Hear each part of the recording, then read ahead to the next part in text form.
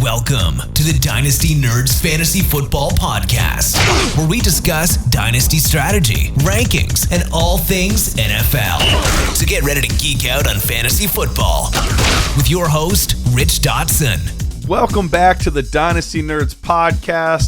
Rich is gone tonight, so you're listening to the sweet tones of Garrett Price, but even the sweeter vocal cords of Matt O'Hara. Matt, how's it going, buddy? Hey, good, man. How are you? I'm doing well.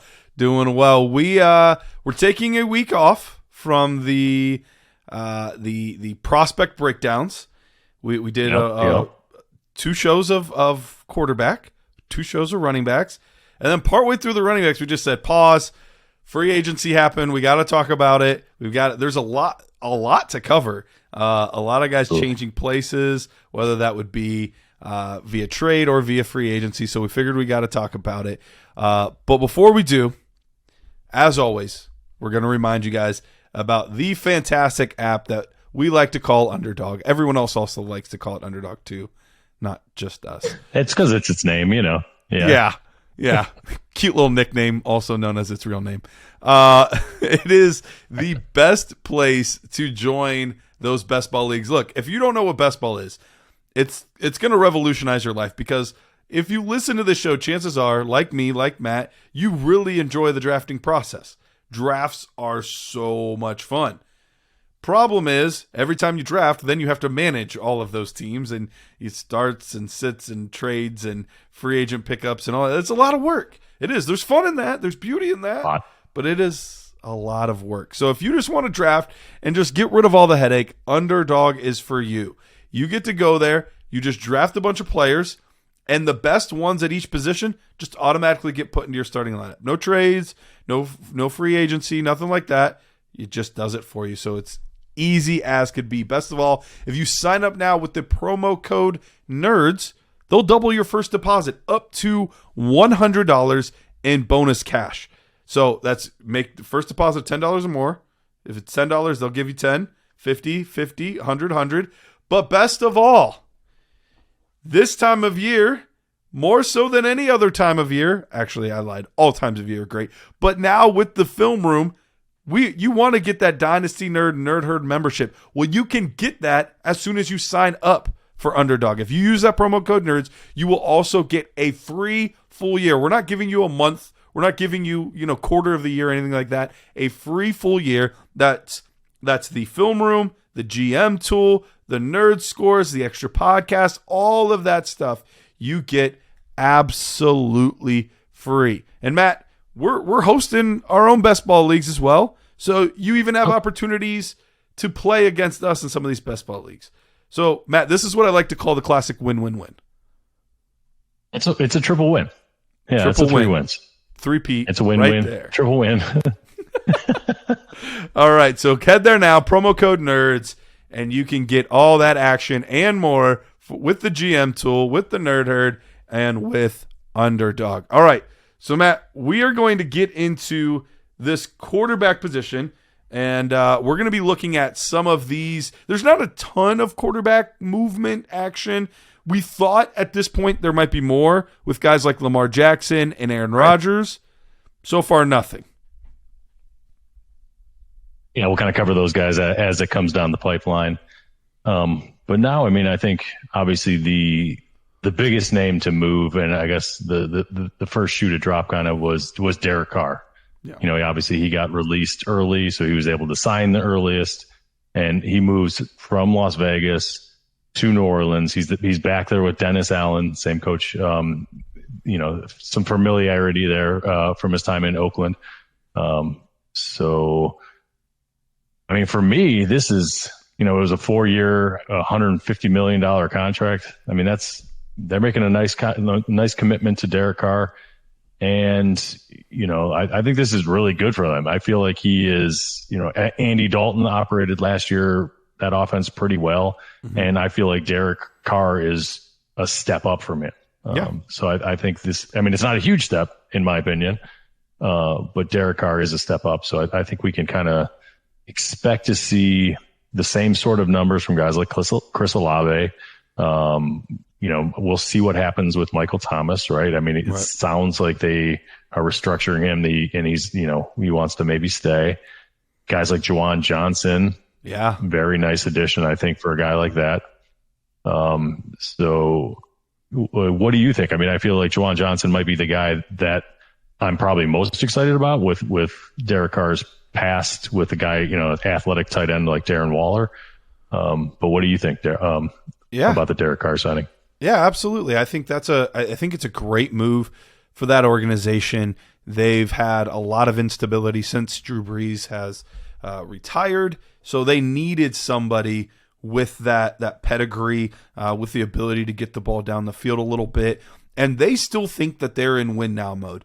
I'm still not convinced that they are, but they still believe it. So with them believing it, they wanted to get that established veteran, and we could still see Carr put up very similar numbers here with the Saints that he was putting up with the Raiders. I don't anticipate any significant gains or any significant drop off in what he was doing the past few years. So I think we could still expect some good things out of Carr. And I think Johnson and Olave, there's some nice little bumps there. We'll see about Alvin Kamara. Obviously, it would work for him as well, but we don't know the whole legal situation that's going to be happening with him.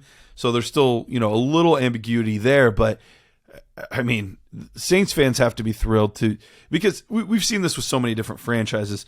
Until you have that guy that you believe in, you're chasing your tail. I mean, you're just constantly trying to figure out the next guy, trying this guy, camp battles, and we're going to be talking about quite a few battles that are going to be happening, and hopefully those teams get one of those two guys to actually stick, but this team didn't want to wait for that. They didn't want to deal with that. We knew that they were after somebody. They were looking to get Deshaun Watson last year. They were thought to be one of the main teams in the race there for that. So I think they're happy to finally get their guy and just have that situation settled. Yeah, and back to your point about them being in a window or thinking that they're in a window. In that division, it's wide open. So I do believe that they are kind of in a window. They've managed to tweak their salary. They were in a really bad spot as far as salary cap space. And now they're in the middle of the pack. They've got about $15 million of salary cap space. So they're doing some magic. I know it's basically kicking the can, down the road. They're going to eventually, that stuff's going to accelerate and kind of catch up with them. But the way their division and specifically the whole NFC is just a lot more of an open book than it is in the AFC, an easier road, we'll say, through the playoffs and all that kind of stuff. I can see why they're making these kind of moves and going out and getting a guy, because their defense is still solid. So it was really just kind of getting a captain for that offense. And Derek Carr is that, you know what I mean? He's a very stabilizing type of figure. He's real steady Eddie, but he can do some things he's going to always need. I feel like a little bit of help from the defense if he's going to kind of advance and get deep into a playoff run. But I think that's what New Orleans has. So it might be a really good fit for them. Yeah, I think it is a great fit, and most of our fantasy assets in New Orleans is happy about it. So that's really what matters mostly for us. The only other big deal that happened so far at the quarterback position, there's a couple smaller ones we'll touch on real quick. The only other big one was Jimmy G. Got 3 years, $72 million. But the way it's structured, it's really only for sure a 1-year deal. There's 2 more solid years that could be there, but they have a potential out after this first season. So I don't think that they've put themselves in a spot where they're married to Jimmy G. But if things go well and they make the playoffs and maybe even advance a round or two, then they have the ability to be able to move on and keep moving with him. But I don't think this rules out the possibility of them taking a quarterback early if a Levis or Richardson falls to, what do they have, pick 7, pick 8, something like that. Do you see that as a possibility still or no? I mean, I absolutely do. Yeah. I mean, I think Jimmy G is a guy that knows the system there from his time in New England and his time with Josh McDaniels. So I think he'll be able to go in there and operate the system pretty easily there. But I don't like some of these other moves. I mean, they traded Darren Waller away. but they signed a running back. Like it is a very confusing kind of situation for me to kind of pinpoint. Usually, like people's roster moves and that kind of stuff paints some sort of picture. Either it's for financial reasons or something like that, but I'm kind of all around confused as to what kind of course Las Vegas is taking. They're getting rid of a quarterback in Derek Carr to replace him with a guy that is familiar with the system, but is he really an upgrade? I mean, not really. I don't think so. But what I think they are doing is I think McDaniels lost this locker room last year. I think you heard Jacobs at the end of the year. You've heard Devontae Adams multiple times. You've heard different players.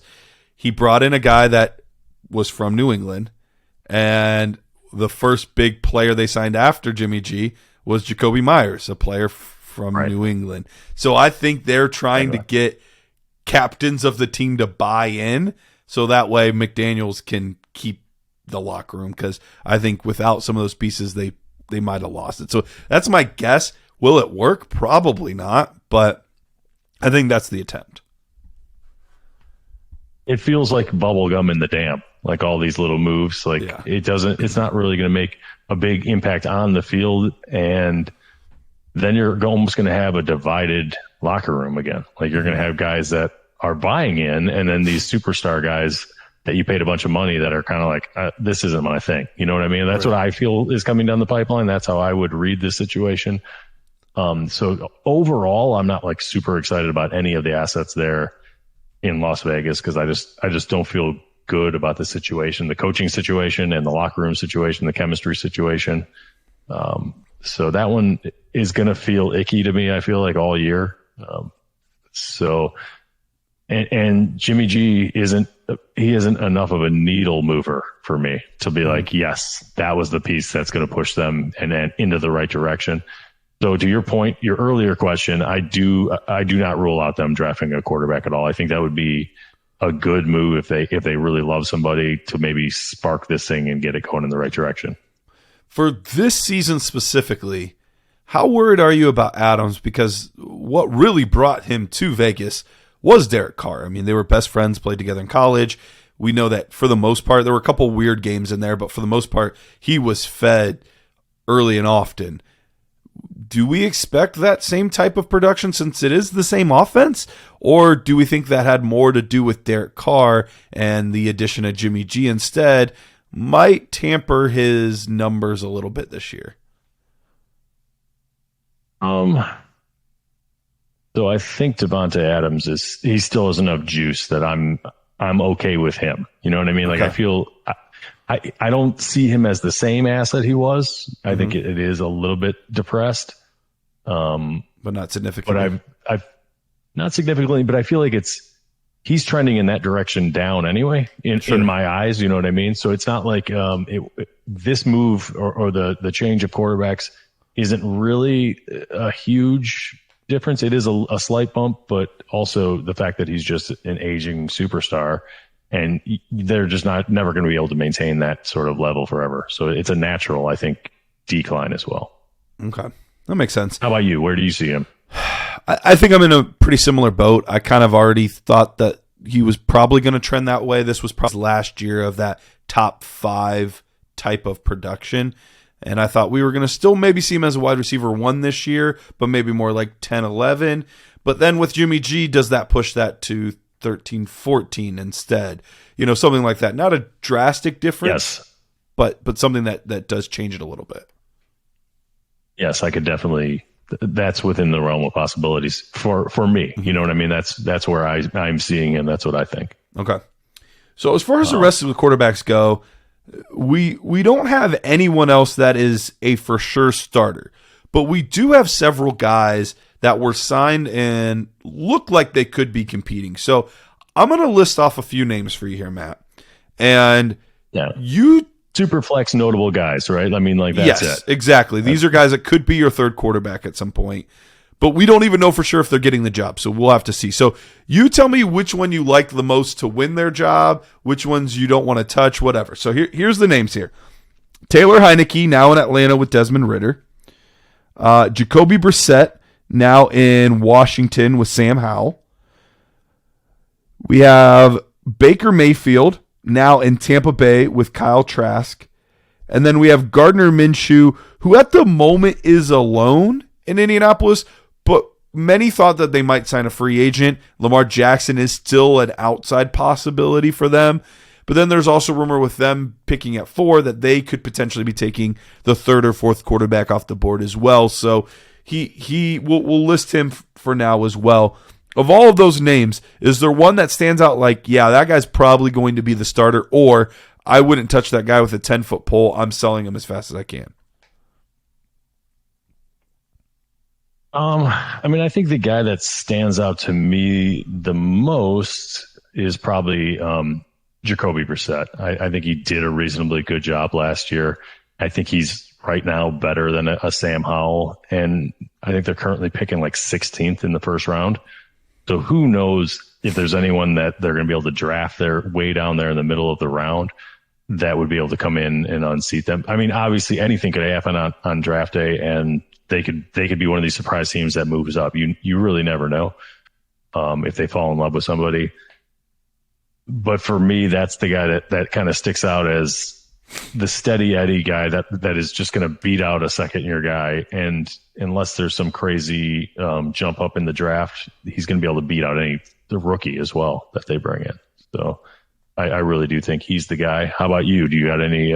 Baker obviously is. Baker's the one that I was going to select as the one I thought had the best shot. Yeah, I think he's going to win the job as well. So I feel he's going to be able to beat out Trask, because Trask is just trash. He's just he was an unknown. We don't even know what he is really. I didn't particularly like him coming out.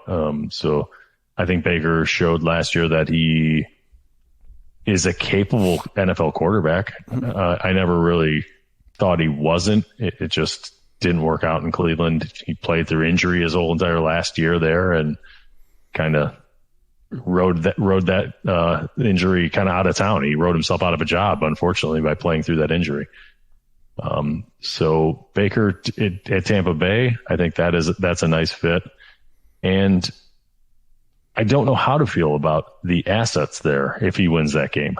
How do you see that situation? Yeah, I think this is a no-win situation for the assets in Tampa Bay.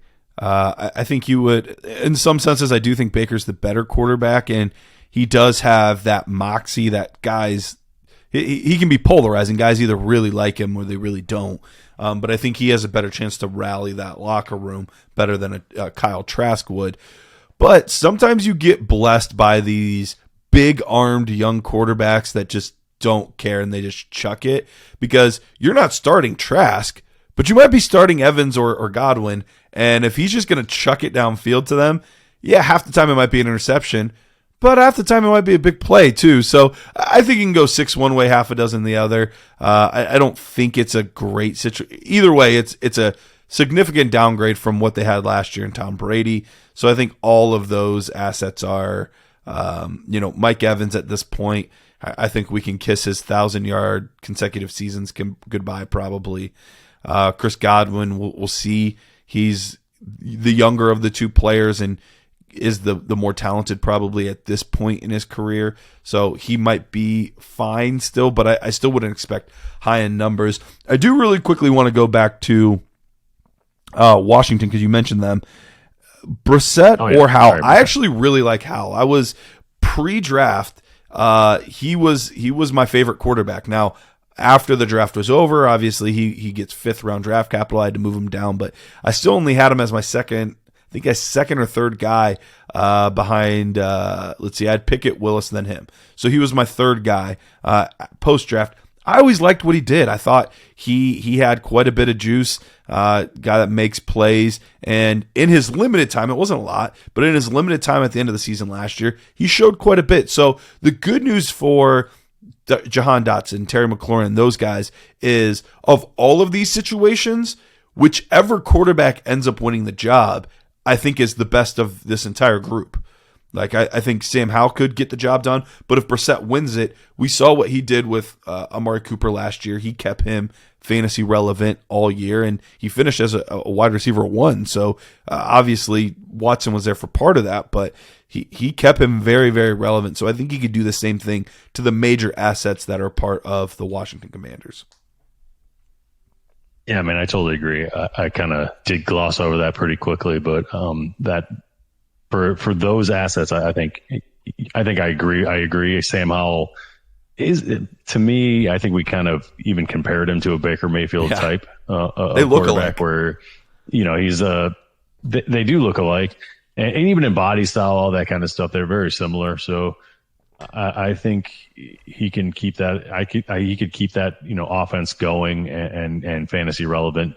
But personally, I think Brissett's he's a 30-year-old guy. He's been around the block. Yeah. I think he's probably going to be the guy that wins, unless it's super close. You know what I mean? If it's a super close, tight race, and Howell has taken a pretty big jump, he could win that job just based off the fact that he has a future there. Sure. You know what I mean? Like more than a couple of years type of future. So that one, I guess, that is the only way I see that kind of tilting towards Howell, is if it's close enough, and he's taking a kind of a big jump this year. So it's interesting. These are going to be cool, like fun camp battles, like you said. But obviously Minshew, we know what Minshew is. I would imagine they're going to make some sort of move there. So while it's a nice story, I think he went to a place where he thought, hey, I've got a shot here at least. You know what I mean? To start, that's probably why he went to Indy. It's probably not more than a bridge situation, if anything. You know what I mean? If they draft a guy, maybe Minshew's better than him for the first 4 or 5 games. Right. But it's going to be one of those things where he gets replaced, in my opinion, anyway. Yeah, no, I'm with you. And as far as Heinicke goes, the whole Atlanta situation just strikes me as we're punting for 2024. We want Caleb Williams or Drake May. So I think Desmond Ridder probably wins that job. He looked decent at the end of he had a couple really rough games to start, but then his last 2 were actually pretty solid. So I think he did enough there that they're just kind of going to ride that out and see how it goes, unless they're also in a position that I think they're right after the Raiders. So one of those guys could fall and they could end up, drafting an Anthony Richardson or somebody like that as well. So I don't think that's a done deal, but I think Heinicke is either the second or the third string. So at this point, great backup to help you win 3 or 4 games if you need him to, but other than that, that's all that is there. So I feel like Heinicke, if he's playing, it's real bad news for Atlanta. You know what I mean? It's one of those things. So, exactly. All right. Well, before we get to the running back position, let me tell you about FFPC. That's right. FFPC launched 2010, so it's been around for a little bit here. But the best part is they have never had a Dynasty League fold. There's nothing worse than starting up a Dynasty League, getting a bunch of draft capital, saying this is my year, I'm going to get to draft Bijan and Stroud and Jackson Smith and Jigba and Charbonnet and just it's all gone. Down it goes. There goes your league. They have never had a league fold. Not one single league. So you can go there, whether you're a baller and you're like, look, I want to put $2K on this league. Or you're like, I like to play it a little more conservative with my fantasy money, and I just want to do a $77 league. You know what? We could even take that $77 league, and with promo code nerds. Rich isn't here, so somebody had to stumble over their words. There you go. That's perfect, man. Yeah, nailed it. Promo code curds or nerds, either one. Or nerds, probably. Well, no, not just the one. Not either one. If you put curds, let me know, and I'll send you a high five. But if you put nerds, you'll get $25 off of your entry fee. So that'll put you down to $52. So that makes it extremely affordable to go over there, play, win a bunch of money. Sometimes you even get discounts on teams if they're like, man, this team is hot garbage, but I like a challenge. You might even get that team for cheaper than advertised. So head over there, myffpc.com. Promo code nerds, not curds, promo code nerds for $25 off any entry for new members. All right, Matt, let's head over to the running back position. lots of running backs got either new deals or ended up signing with new teams. But is there one that stands out to you that you're like, this signing, this moved the needle for me in terms of his fantasy value more than anyone else? Man. Because I got a couple if you want me to go. I got a couple that moved the needle for me quite a bit. It's not James Robinson. Well, I love James Robinson, but no, it is not. I know. It is not James Robinson to New England. But he's also with another running back I love, so now I just love that whole backfield. Which also goes back to my point about can you really trust Ramondre Stevenson going into this year? They're already bringing in other people to take away his workload. But anyway, I'm trying to decide between two guys and which one is going to be my sleeper buy of the week. And I think for me, my sleeper buy of the week is going to be Miles Sanders. I really do like the fit there. Too. Obviously, there's not much else there. And he's going to Frank Reich, who's going to have some familiarity with that offense. Being Frank Reich coming originally from the Philadelphia stuff and all that kind of good stuff. So for me, that's a kind of a nice lateral move to somewhere where there's less competition for touches, and there's not a guy, Kenneth Gainwell, who's going to be stealing goal line carries for some ungodly reason all season and stuff like that. So for me, my sleeper buy of the week, Miles Sanders, moving on from Philadelphia, going to Carolina, getting a 4-year deal, $25 million. Yeah, and that's really, of all of the free agent movement as far as the running backs go, he was the only one that you're like, money-wise, situation-wise, you're like, yeah, he's the guy. It's his job. He got paid like a featured back. There's no one else there at the moment to really steal many carries. One of the only ones that you thought maybe could be a guy that would do that ended up signing with a different team in free agency, and we'll talk about him in a little bit here. But I'm with you. A guy that's not even 26 yet. He'll be 26 right as the season's beginning, but he's in a fantastic spot. I could see him returning to form as a running back one. Not a high-end running back one, but it wouldn't shock me at all if he comes in at running back somewhere 10 through 12 this year, just on pure volume alone. Yeah, absolutely. They're obviously going to be getting a whole new quarterback situation there. I mean, they went out and traded for the first overall pick, and they bring in a guy like Adam Thielen. So they're bringing in some veterans to put around this quarterback, whomever it is. I mean, they're sending 11 people to Ohio State's pro day. So that might, be an indicator, but who knows? I mean, they might be sending 11 people to all the pro days, you know what I mean? Just to kind of get the best feel for it. But whomever it is, they're going to have some nice pieces with some veteran people like Miles Sanders and obviously Adam Thielen. They got Terrace Marshall as well, who has flashed here and there and kind of had a little bit of a resurgence last year. So it's not like there's nothing there after the DJ Moore trade, and they're not done either. So I mean, they still have the draft, and there are some players floating out there as well that they could go out and get and even trade if they really wanted to. There's some veteran wide receivers available for trade too. Yeah. So. We'll see kind of as the rest of this offseason unfolds. Yeah. But I'm excited for Miles Sanders anyway. For sure. Me too.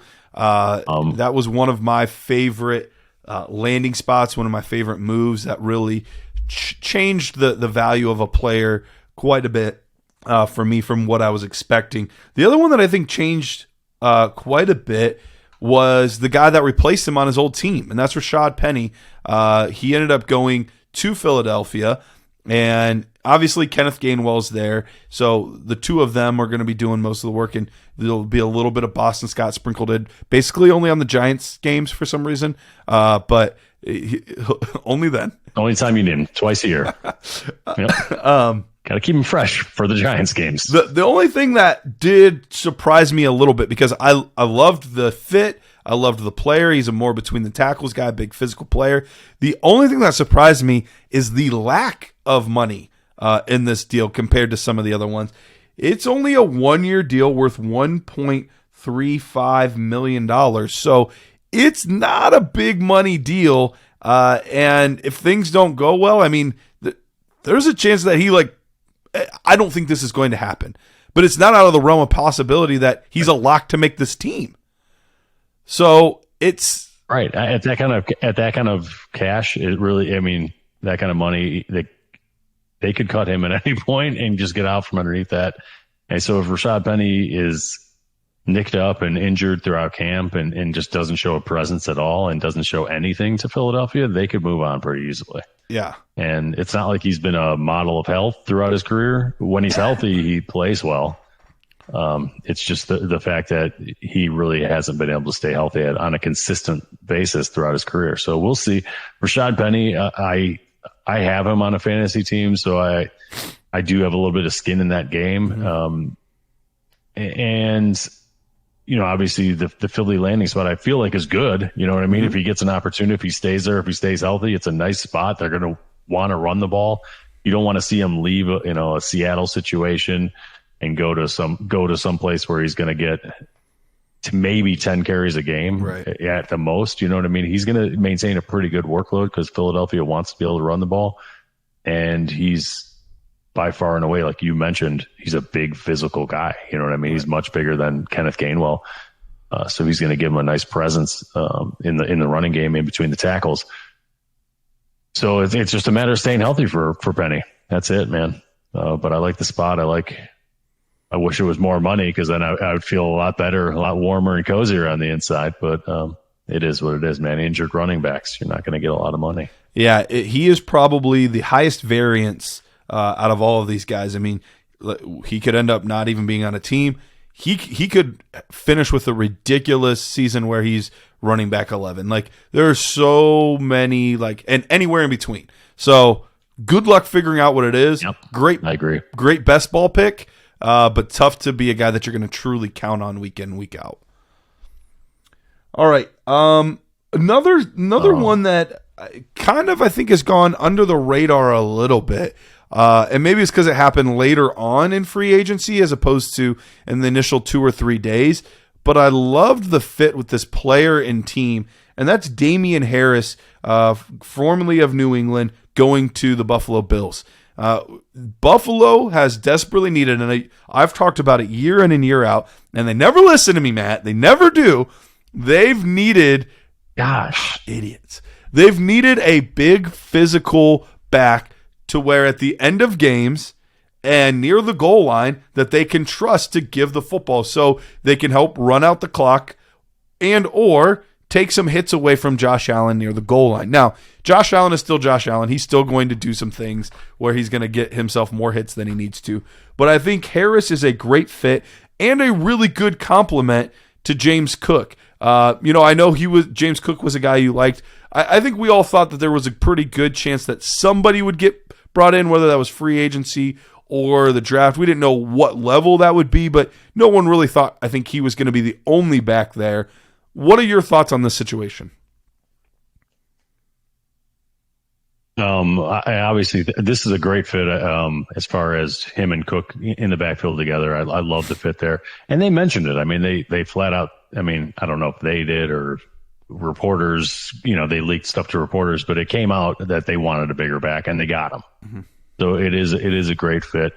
Obviously, they've been trying to do some things with some smaller backs that are kind of, Devin Singletary is not really the guy you want running between the tackles on a consistent basis. He's just not big enough for that kind of workload.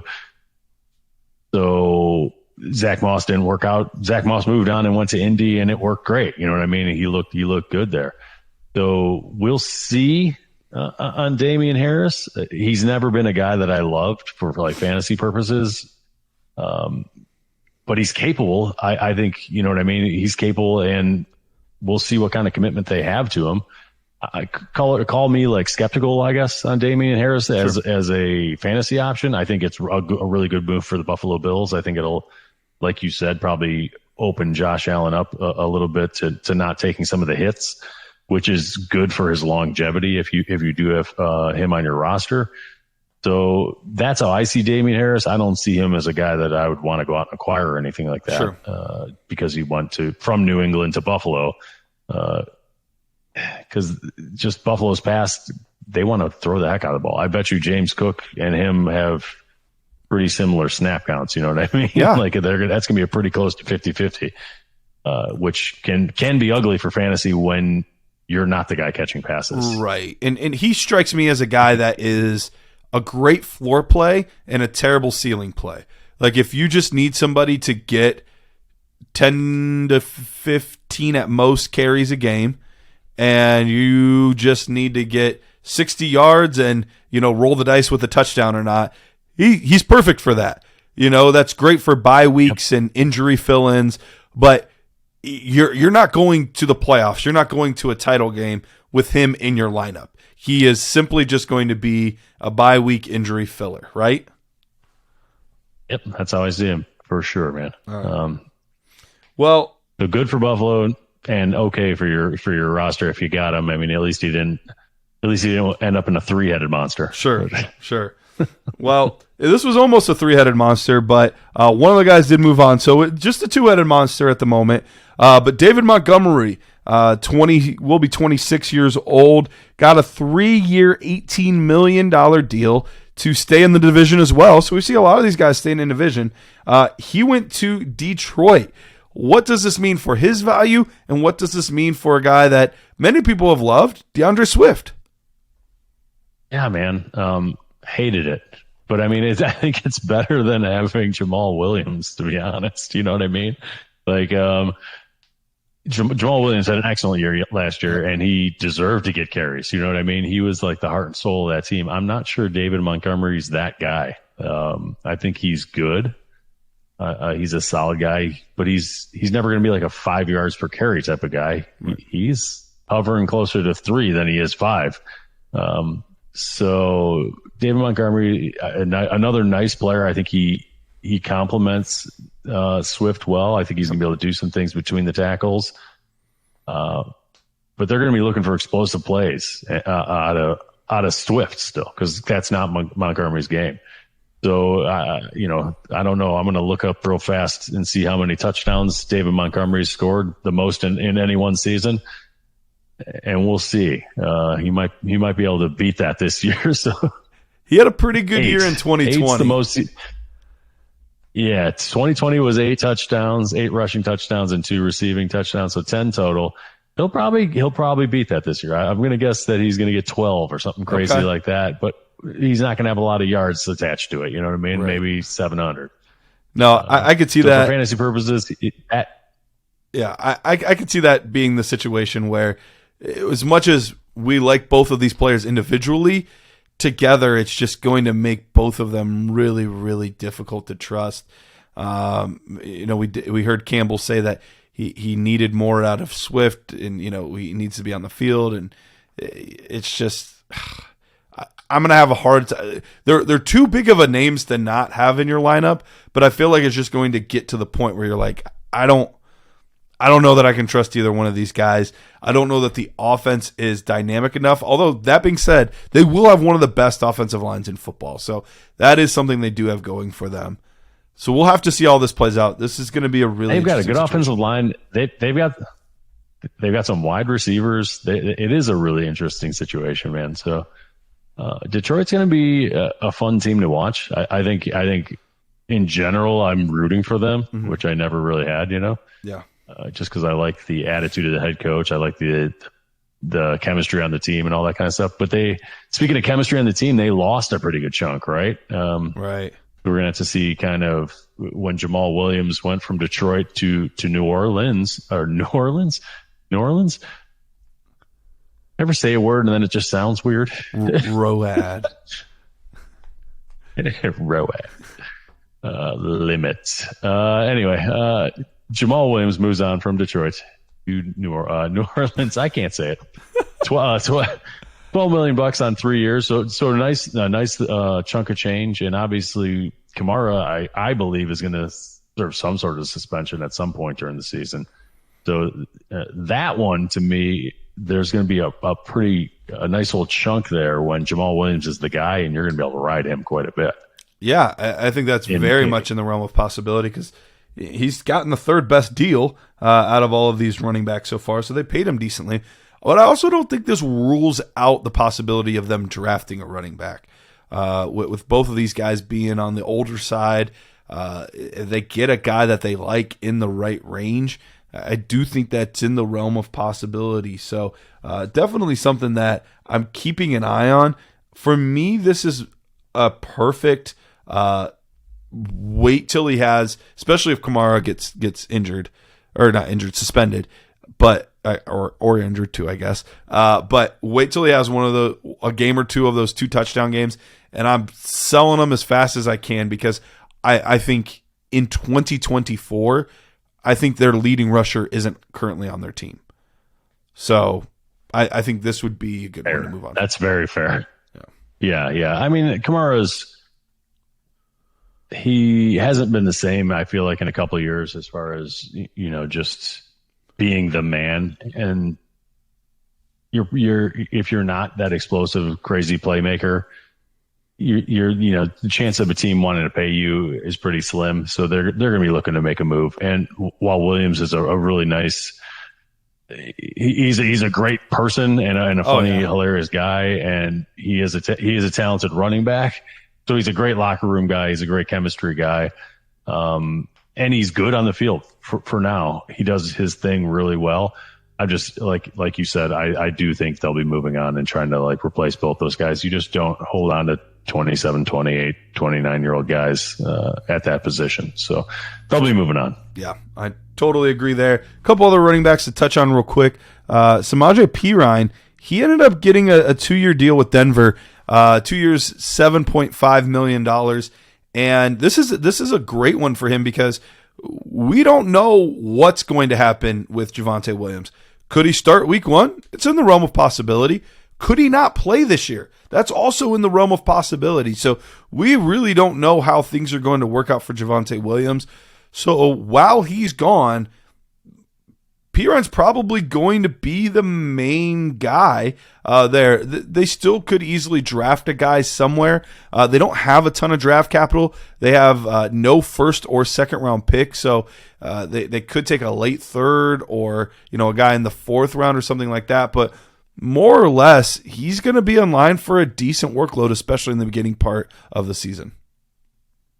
Yeah, obviously they gave away the first round draft pick for to acquire Sean Payton, right? Mm-hmm. So that one is for sure gone. And for me, this one is easy. Yeah, go ahead. Oh, go ahead. Sorry. No, you're good. I was just going to say where the second round pick was. That's not important. We know it's gone. Go ahead. Yeah, Samaje Perine. For me, it's easy, man. Like you already mentioned it, so I'm not going to beat the dead horse. But Jamaal, favorite Williams, if you will, favorite Williams. Who knows what's happening with the knee, with the multiple ligaments? I mean, all the optimism that they've been kind of spewing about him being ready. It could be just that. It could be just overly optimistic speech, off-season speech. I think the signing here and the amount of money that they gave a backup running back from the Bengals kind of speaks more to the truth of the matter, that he's probably not going to be ready. You don't sign a guy like this if you feel like your guy is going to be there and be ready. So Samaje Perine, I think, is going to get some serious work at the beginning of the season, to say the very least. I would imagine the first half of the season at least is going to be mostly Samaje Perine.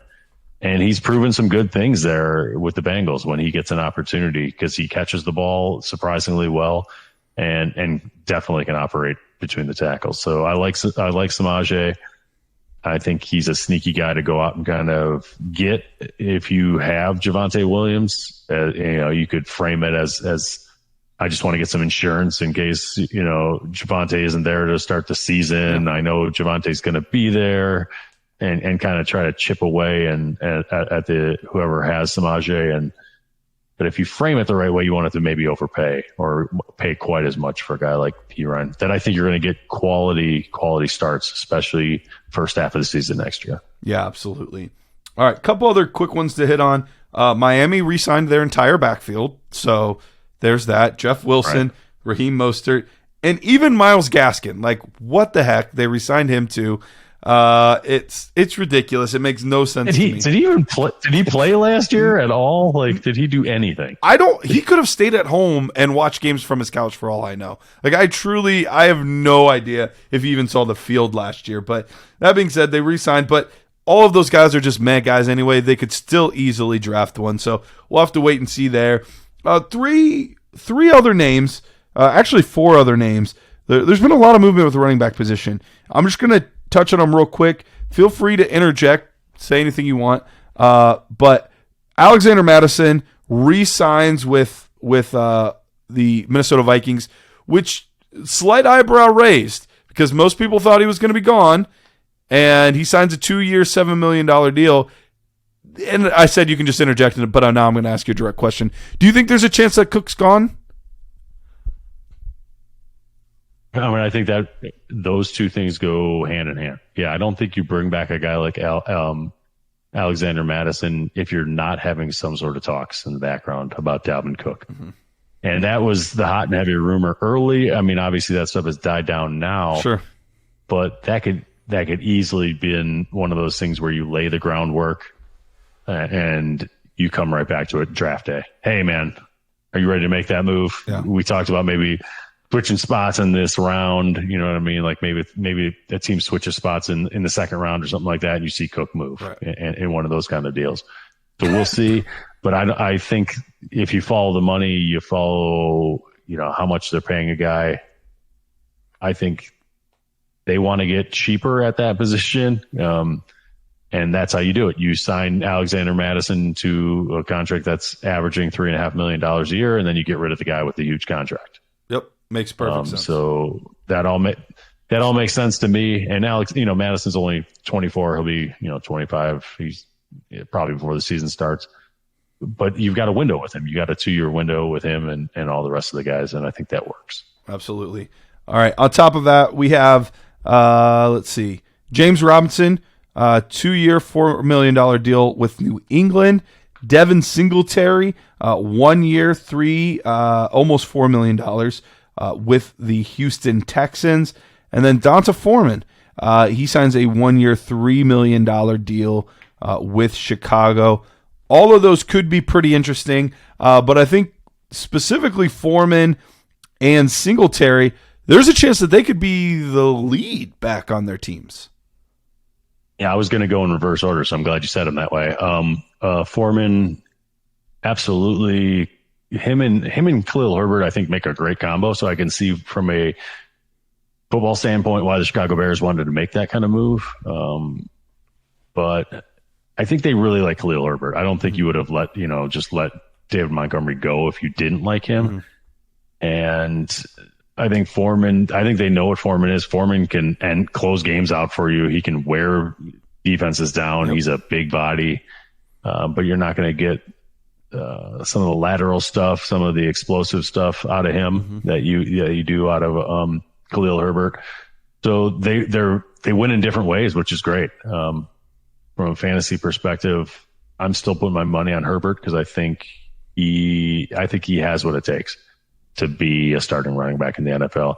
Not that Foreman doesn't. I just think he has, out of the two, just a little bit more juice. Yeah.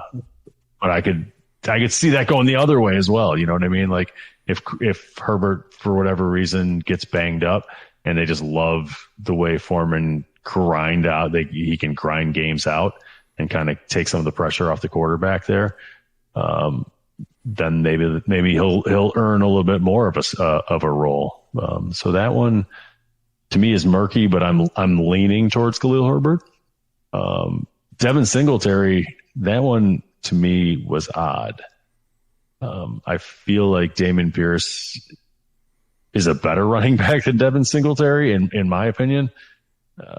So I don't know why Houston had the draw to pull Devin Singletary, and I'm not sure what Devin Singletary, like what he does better than Dameon Pierce in any kind of facet. So for me, that one is odd, and I don't know why Devin Singletary would want to go somewhere like Houston. maybe just didn't have a lot of options. They were kind of the only ones nibbling or something like that. And that's why I signed this 1-year deal. Well, and anytime you get new coaching staffs, it never surprises me if they bring in new guys. You see that in almost every situation, unless the guy is an absolute stud and it's obvious, like, okay, we're not getting rid of, somebody in place of Jonathan Taylor. We're not going to do somebody in place of Christian McCaffrey. Like, guys like that are obvious. But guys that are more fringe guys, you do tend to see that where coaches just, yeah, but I like this guy, and then I'll let him battle it out, and then I'll decide who I like. Yeah, that's a good point. I guess I hadn't looked at it from that angle or through that lens. So maybe that is a good thing for Singletary that he was picked by this new regime. I can't remember who D'Amico Ryans brought in as the offensive coordinator. I'd have to take a look. It was somebody from San Francisco, wasn't it? I believe so. Yeah, I feel like it was. So maybe, or was it LaFleur? And those guys have a tendency to. Was it LaFleur from the Jets? Because he was in San Francisco. I don't think it was. I had read an article about it. I think it was somebody that I had never heard of. Okay. Yeah, I don't remember. Either way, it's an interesting situation. Right. I think both guys. I think it is going to be another timeshare type of situation where they're splitting carries, they're going back and forth.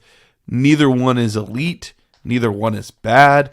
They're just, one of them's going to get 60% of the work and the other one's going to get 40% of the work. And if one of them performs significantly better, that could change slightly. But I think for the time being, it's going to be, one guy's running back 26 and the other guy's running back 29 on the season. And I think that's unfortunate, but that's probably what we're looking at.